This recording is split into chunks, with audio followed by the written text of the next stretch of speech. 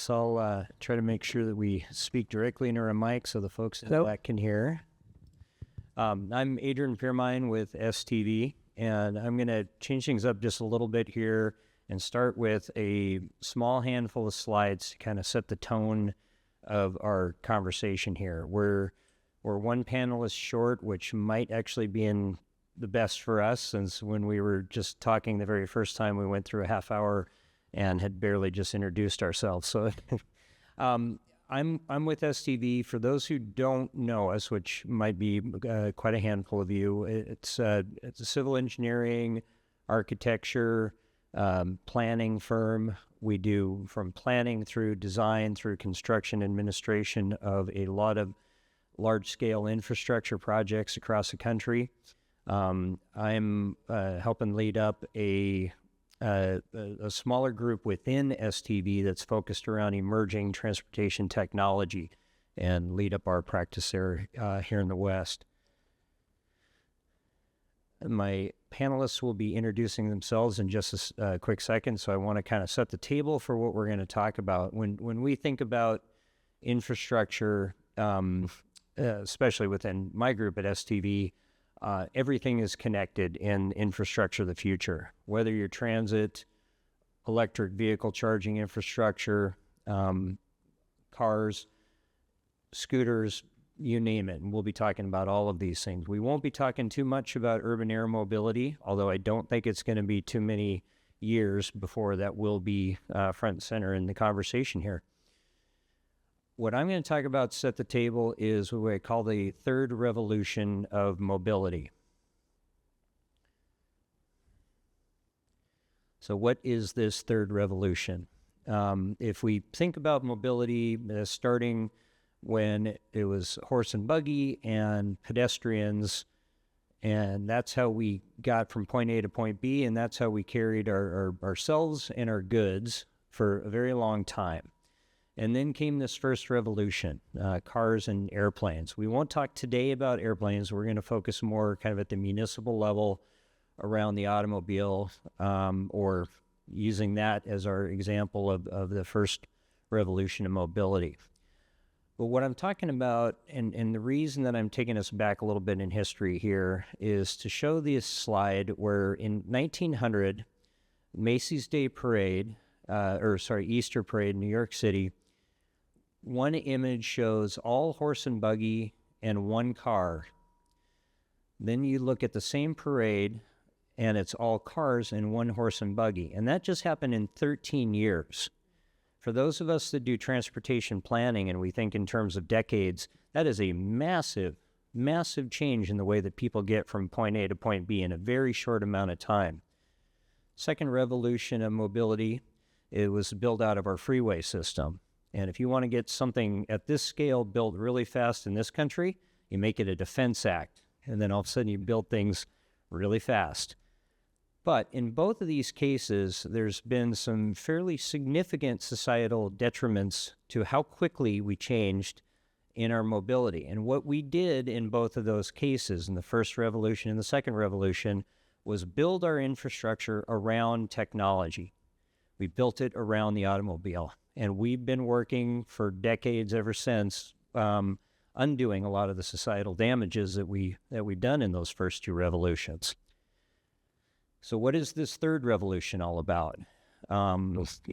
Different folks use different acronyms for it, but automation, connectivity, electrification of our fleets, shared mobility, and big data, and a number of other emerging technologies and emerging business models are all converging right now. And so it's not any one of these independently, it's the convergence of all of these that many of us predict over the next decade or so, we're going to drastically change the way that people get from point A to point B once again.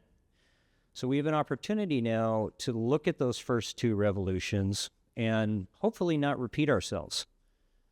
So what we want to talk about today is awareness that we're about to go through this next revolution, and it really doesn't matter. Some of those modes are already fairly well adopted. Some are still in the hype curve process, but in the coming decade or decades, we will see drastic change in the way that we get from point A to point B. So let's learn from our lessons and figure out what we want our cities to be and make this technology work for us instead of designing our infrastructure around the technology. So with that as our call to action today, Christine, why don't you go ahead and introduce yourself? We'll work our way down. Please tell us who you are, what organization you're with, and give us just a little glimmer into what we're going to talk about here, how this call to action applies to you and your department.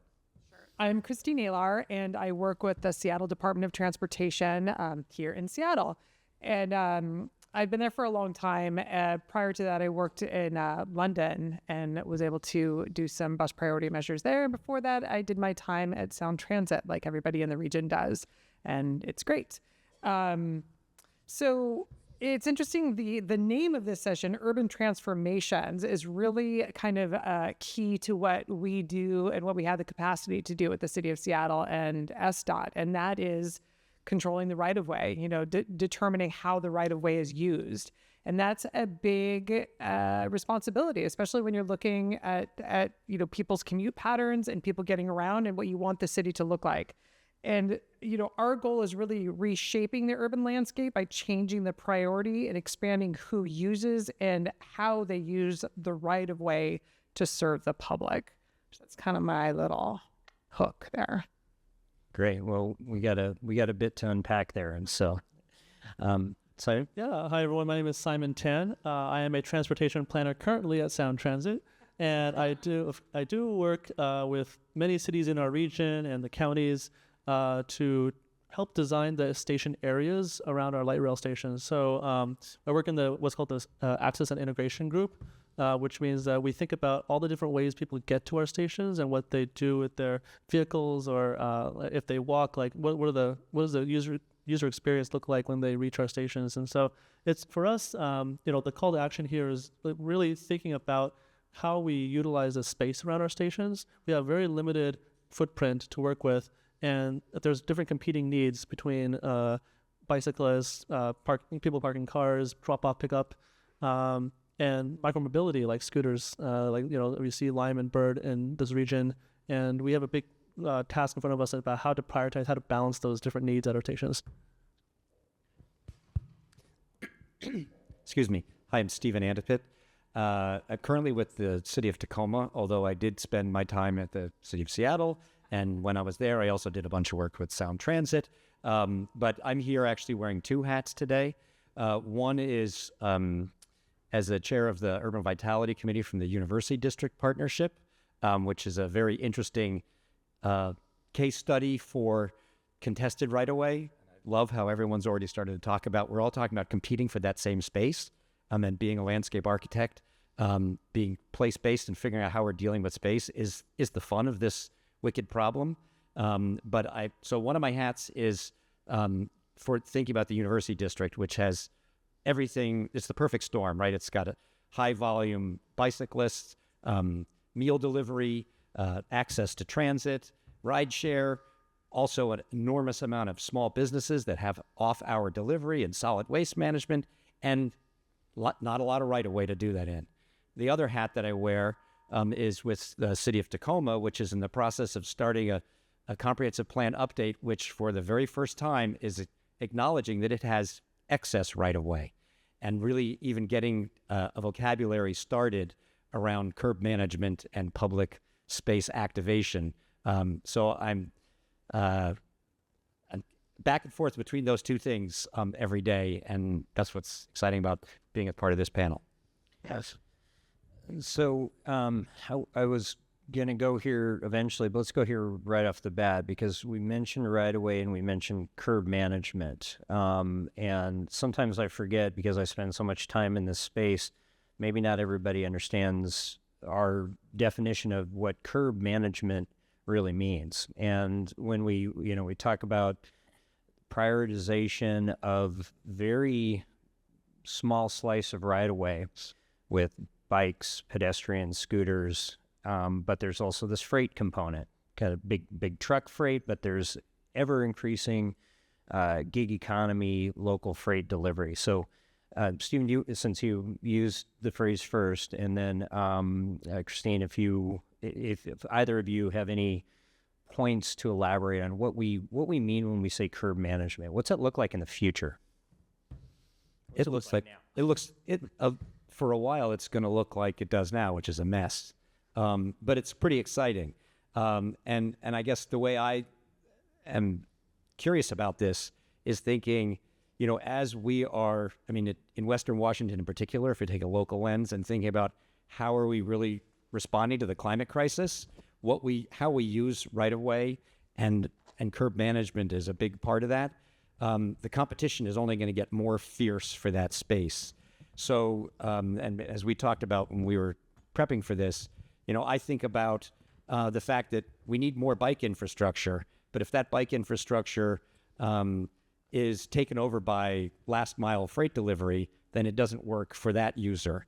Or if we need to increase the tree canopy because we've got heat island because of excess pavement, then how is that going to work with wayfinding when we get to urban aviation delivery and you don't have line of sight? So we have a lot of competition for space that is, at the curb, which used to be called parking and loading zones, but now is there a curb? Are we trying to get is it green stormwater infrastructure we're trying to get as part of the right-of-way space that either through partnership or through public works we're trying to get done? So we're layering on more and more needs in that same space. And I think management is probably euphemistic for actually the kind of contest that's out there. That's what I would say. So. Sure. I have to profess that my area of interest is really centered around transit. It's what I do. Transit planner. I do transit projects. So everything that I talk about is like through the lens of making transit better. So when you talk about curb space management, what immediately comes to my mind is bus lanes. And, it sounds very simple, but then you have to consider all of the uses of that curb space because it's also the safest place for bicycles to be, is against the curb. And then, if you have a lane that's designated for just buses and the occasional bicycle, then, what about garbage pickup? Because a lot of people do put their garbage in the lane. And so there's a lot of like nuanced consideration when you talk about curb space management. And we have an excellent team at SDOT that tracks basically every block face in the city and what the use is. And they're busy. They even came up with a new load zone for music venues, which is pretty great, for people to unload their equipment, because if you ever had to take a drum set out of the back of a car, that 3 minutes is not enough time. So I just wanted to touch base on that. What I was talking about previously was, like looking ahead, for how are we going to use the right of way. And one thing that the city of Seattle done is implement the Seattle Transportation Plan, which is sort of marries several individual modal plans, the bike master plan, transit master plan, pedestrian plan into one 20-year plan to imagine what getting around the city will look like in 20 years. And it's interesting because the goals include, safety, equity, sustainability, mobility, economic vitality, and livability, and maintenance and modernization. And what's not on that list is cars, automobile access.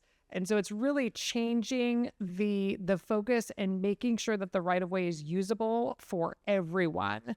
And that's a big shift. And it was a lot of work for our team, the policy and planning team, to look into this around the city. And it's a difficult shift for the public as well. When you're looking long term, you realize you can't put all the cars, if everybody wanted to drive single occupancy vehicles, you can't put them all on the roads everywhere. And so what can we do in the next 20 years to make sure that we have the capacity to move the people in the safe and efficient way possible? So that's a great point. And one of the things that I realized when looking at my own slides, when I had the one talking about ACEs or automated, connected, electric shared it almost implies, and I don't mean it to imply, and I think it's probably time I updated that slide, that this is instead of transit and public transportation. That's not how I ever intended or mean for it. I think that public transportation still needs to be a critical component of how we move people. And so these new modal options now give us an opportunity to hopefully begin to chip away at, if not solve overnight, but chip away at the first and last mile dilemma that we've had for a long time. So Simon, can you talk a little bit about what that means to Sound Transit? Yeah, I mean, I think to what you're alluding to, like it's all about integration here. It's like when people they don't just exclusively take transit. They start by walking, and they might take a scooter to get to the first light rail station, and then take a light rail, and then take maybe a Lyft or an Uber after that, right? So people are mixing modes today, and I think the key word here is flexibility.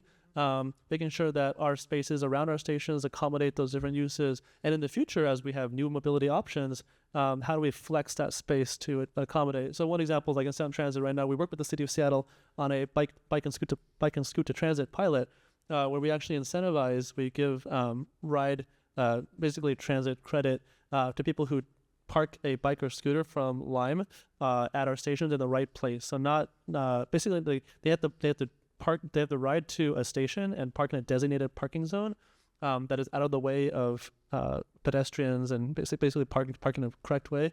And then they get incentivized by points. So that's an example. We actually just designate those zones, and we had to carve out space from our station footprint for that. And we expect that space will change over time as well as different mobility options emerge. That was actually on my little list here to talk about, so thank you. I'd like to just go back to what Christine was talking about in terms of 20-year vision. And because, of course, it's the same consultant team working with Tacoma that's worked on Seattle's.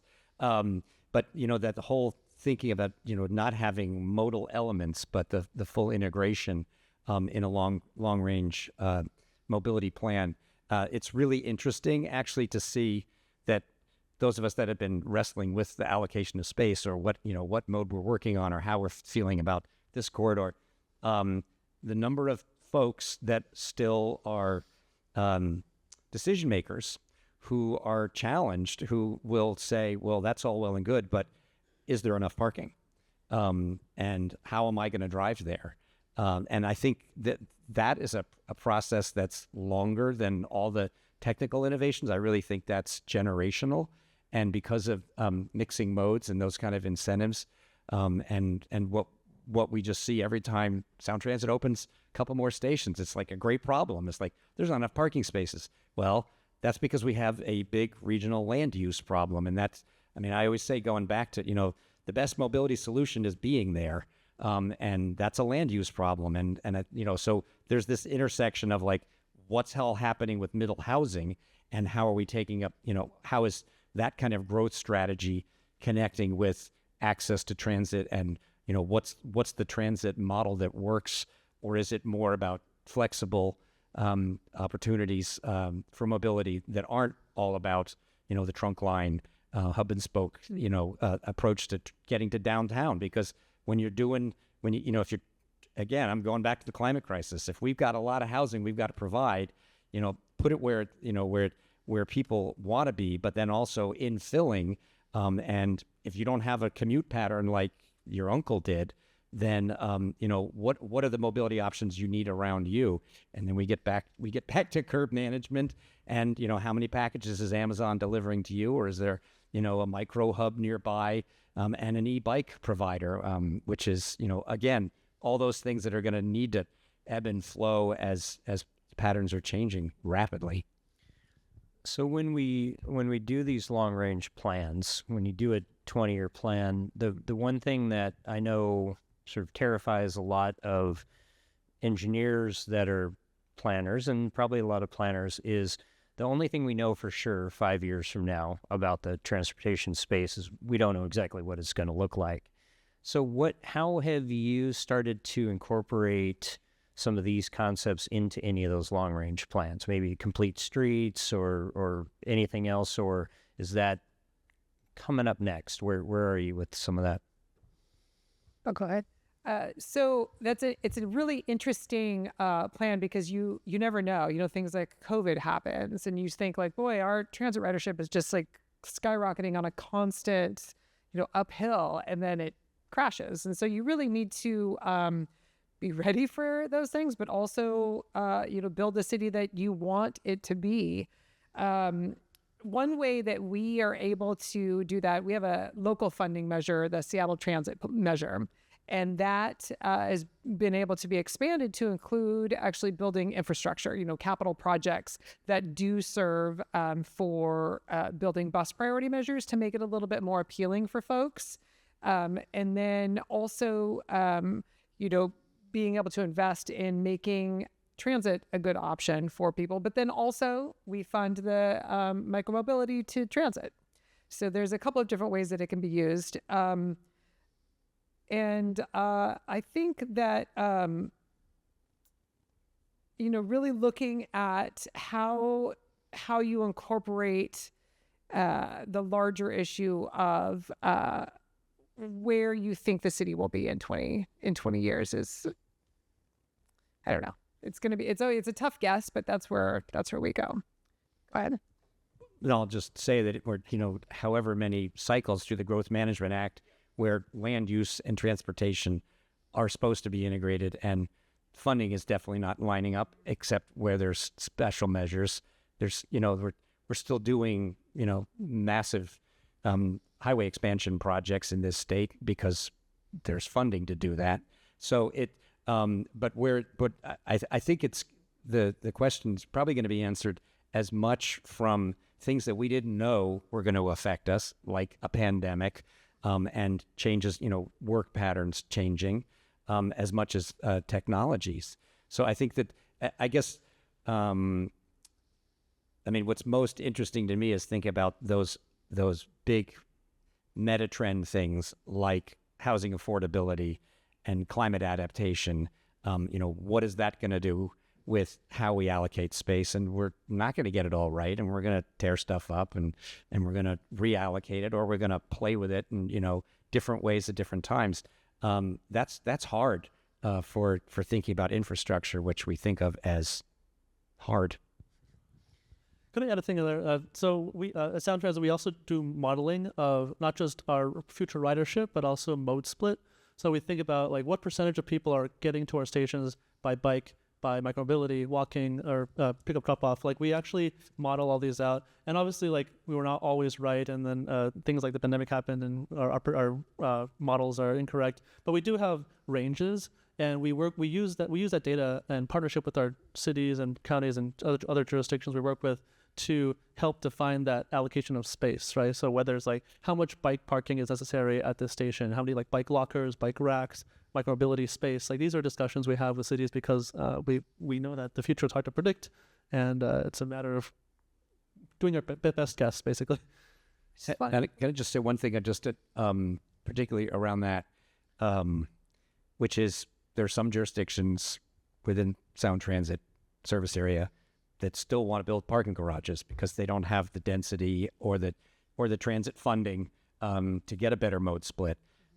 But we know Sound Transit knows that even in designing a garage, which we hope will be not necessarily obsolete, but the demand won't be like the headline this morning in the Seattle Times about Linwood, is if you design it with flat floors with enough clear space and you don't tilt each level of a garage as a ramp, but you invest in some of that space as the ramps, then that can be converted to other uses. And that is, that's thinking about infrastructure in a way that will be necessary, but it's hard to convince people, that we know we have this problem now. We don't know what problem we're going to have later. So do we know what other problems we might want to be solving for at the same time? Adaptive reuse is the key. There it is. I actually just wanted to circle back to what you had originally said about complete streets. And as part of the Seattle Transportation Plan, we are updating the complete streets checklist and really sort of expanding it to have, very specific questions about what should be included and, different segments that require, very like, it's a bike street, it's a bus street, it's a major, pedestrian way. Like, what do we do there? And in addition to that, we're also working to develop a transit performance policy. And that is, when we do, work on the roads, what do we want for the transit in that corridor? Do we want it to be, the highest level of bus lane, or is it just, would it be fine to just have a queue jump on that corridor? And then, let's follow up and see how it's working to, make sure that we have integrated, data collection as part of our projects to see like where things need to be tweaked in the future. So on this adaptive reuse concept, I think that's a critical point to the earlier discussion around the only thing we know for sure is that we don't know exactly what it's going to be like. And so how does that sort of scalability, flexibility, modular design nature get into, Simon, maybe like the mobility hubs that you're designing, and then any other examples that you guys have? And then we're going to have just kind of one final recap of any key points that we've missed here, and then we're going to let everybody go eat lunch because it's kind of a late lunch start. But yeah, about that adaptability. One of the pieces of research I read recently was that these new micromobility modes, like shared bikes and scooters, there is a share of that usage that actually takes away from personal bicycle usage, right? So people are actually opting to keep their personal bike at home and taking a shared bike instead because it's less fear of theft, damage, all that. And when that happens, it's like then the question is, do we reduce the amount of bicycle parking, bike racks, and bike lockers, and increase the amount of micromobility space because Lime and Bird are growing? That's an open question that we're grappling with right now. But that's an example of like we need those lockers. For example, our bike lockers, they're like electronic lockers. They're easily movable, so we can actually shift the lockers from one station to another to balance what the projected demand would be. Yeah, I think only thing I would add is thinking about bike corrals as adaptable space, right? I mean, that's in business districts where streeteries are, we now have standard plans and sort of post-pandemic understanding of eating in public being not an odd thing, but a good thing, and even in the Northwest. And so I think that's one of those things where as those demands ebb and flow, again, we're taking back curb space for a variety of uses.